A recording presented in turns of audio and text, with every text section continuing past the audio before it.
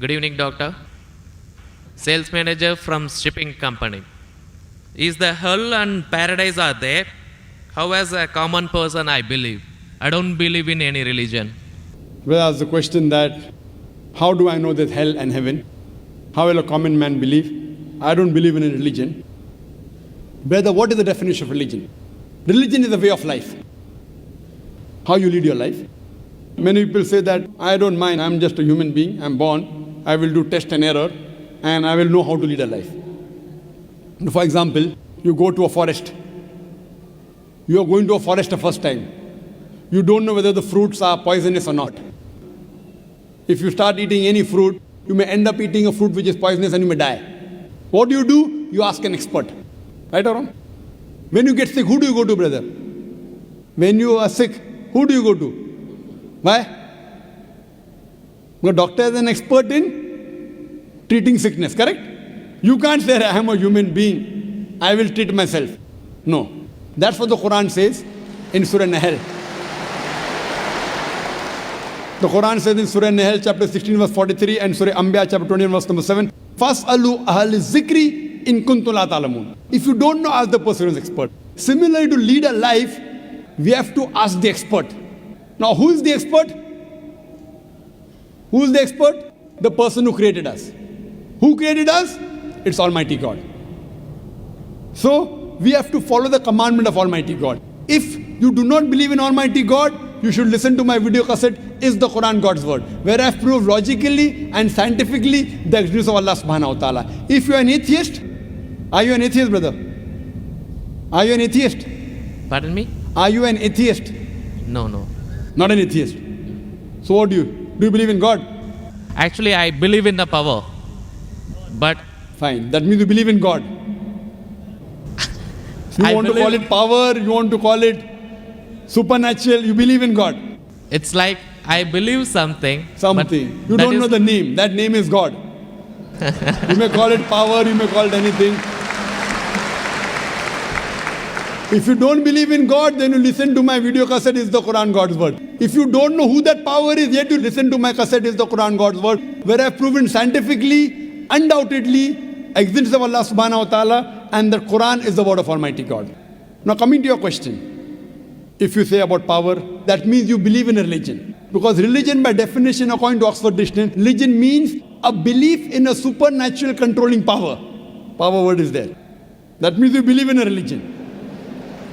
Religion, according to Oxford Dictionary, means a belief in a supernatural controlling power, a personal God or gods that deserve obedience and worship. That means you believe in religion, you don't know the definition of religion. So don't say, I don't believe in religion. Religion is English word, brother. Religion is English word. If you open the Oxford Dictionary, it says, religion means a belief in a superhuman controlling power, and you believe in a power. Or a personal God or God that deserve worship or obedience. To know more about that power, you see my video because it is the Quran God's Word. Now coming to your question, basic question, how will I prove that there is hell and heaven? Now if you hear my video cassette, I have proved many scientific aspects in the Quran. If you use science to the Quran, what we come to know that whatever the Quran has said today, 80% can be proved to be 100% correct scientifically. Quran speaks about various scientific facts, which we came to know recently. It speaks about astronomy, it speaks about the spherical nature of the earth, it speaks about the Big Bang, it speaks about the light of the moon is not its own reflected light, it speaks about the water cycle, it speaks about biology, it speaks about botany, it speaks about zoology, it speaks about embryology, all these things. Now, today is the age of science and technology. If we put this test of science to the Quran, what we come to know, 80% whatever the Quran has said is 100% perfectly correct. The balance 20% is ambiguous. Neither right, neither wrong. Out of that 20%, not even 0.01% has been proved to be wrong by scientific fact. It is ambiguous. So what my logic says, when 80% is 100% correct, and not even 0.01% of the 20% is proved wrong, so my logic says that inshallah, even that 20% will be correct. It's a logical belief. I being a medical doctor, Quran speaks about astronomy, embryology, genetics, everything perfect. Then you ask me, brother, you being a doctor, you believe in hell? believe in heaven? You believe in jinn? You believe in life after death? So my logic says, inshallah, even the other 20% in the Quran, which science hasn't reached up to that level. Science cannot prove it. Maybe science will prove 50 years later or 10 years later. But today science hasn't reached that level. So in this way, I believe whatever 20% which science hasn't proved to be right or wrong, inshallah even that will be right. This is one way to prove about hell and heaven. There's another way, simple way, without reading Quran. Brother, I am asking a simple question. Is robbing good or bad? Robbing is good or bad? Robbing is bad. Bad. Yeah. Raping a girl is good or bad? No, bad. Bad. Okay, now I am asking you a question. Logically, I suppose happen to be the biggest mafia. Hypothetically. I am a big robber. You prove to me logically and scientifically. I am a very logical person. I am a scientific person. I am a logical person and scientific person. You prove to me why robbing is bad for me and I will stop robbing. Only one reason you give me. One good reason why robbing is bad for me and I will stop robbing. It hurts others. It hurts people. It hurts others. What difference does it make to me? If it hurts, if I rob 1,000 riyal, it is benefiting me. I can see movie. I can go to a 5-star hotel. What difference does it make whether it hurts others? Does it hurt me? I told you, prove to me why it is bad for me, not for others. I am least bothered about the others. Why is it bad for me? When I am robbing 1,000, if it hurts him, no problem.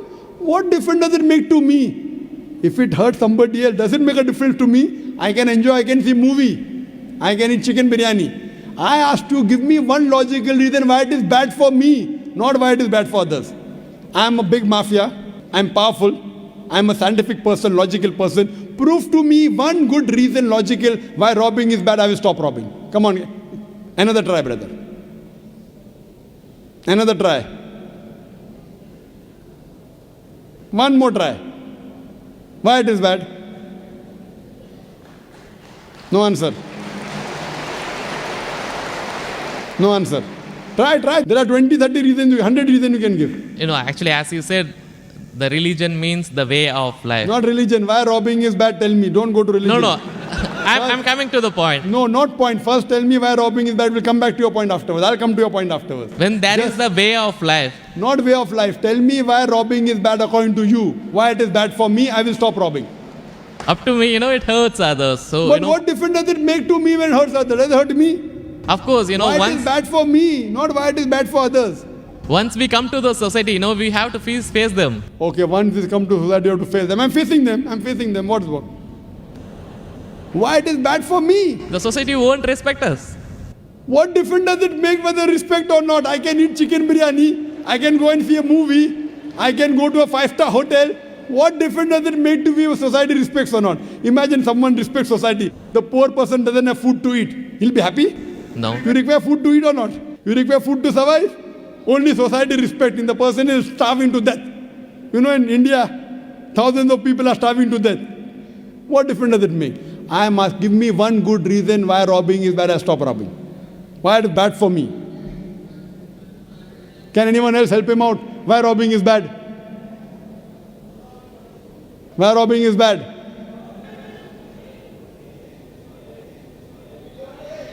There are various answers. I'll help you out. You may say, police will catch you. Good logical reason. Police will come and catch you. Correct, right or wrong? Correct. But you didn't give I'm helping you out. But brother, I told you I'm a powerful mafia. The police is in my pocket. Ministers are in my pocket. Big mafia. See, all the top mafia, the police is in the pocket. They are on my payroll. The police is on my payroll. What will they catch me? Small robber like you should not rob. You will get arrested. I am a top mafia.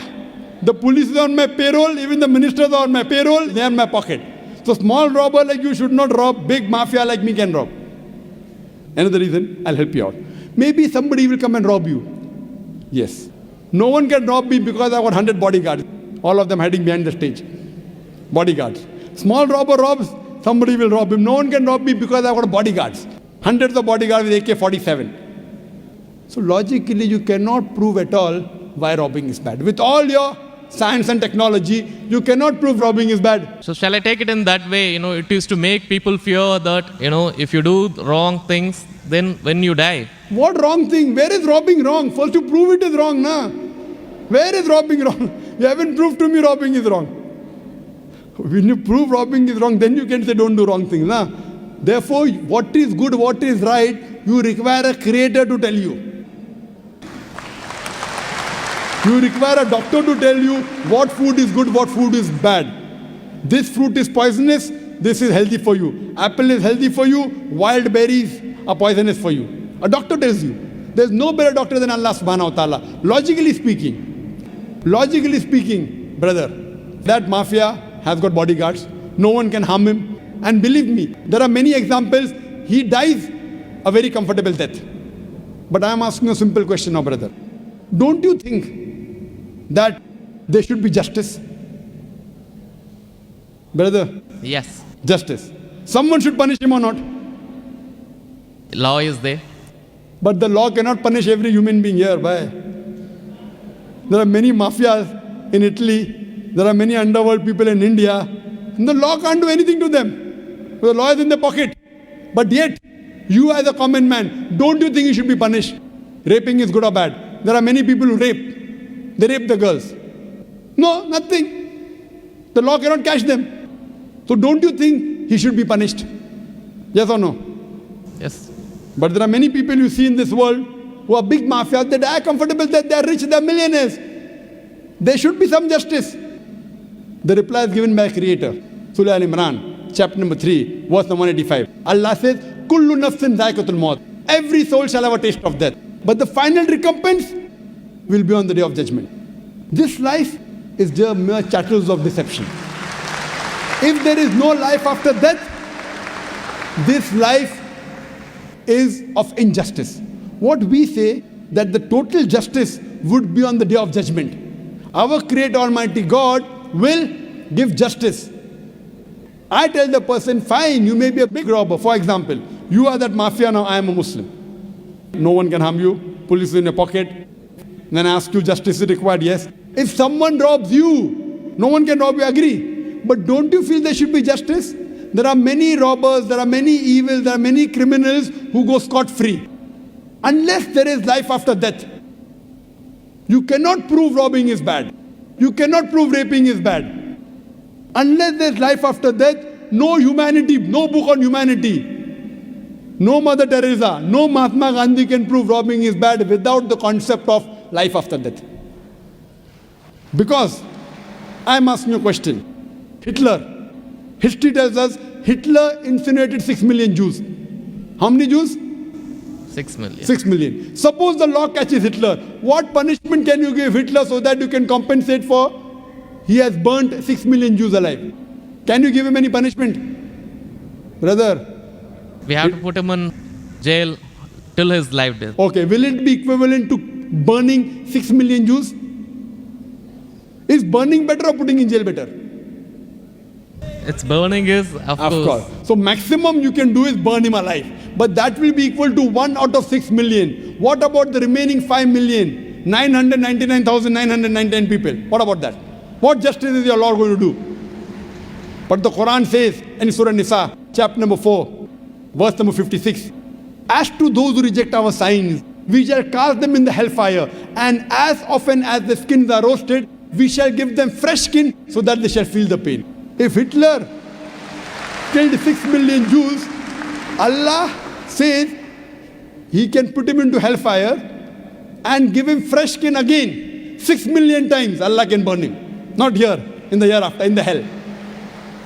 So only way I can prevent Hitler from killing 6 million Jews is tell him that here you kill 6 million Jews, Allah will burn you 12 million times in the hereafter. You can't give him that thing here. What you realize, without the concept of hell and heaven, you cannot prove robbing is bad. You cannot prove raping is bad.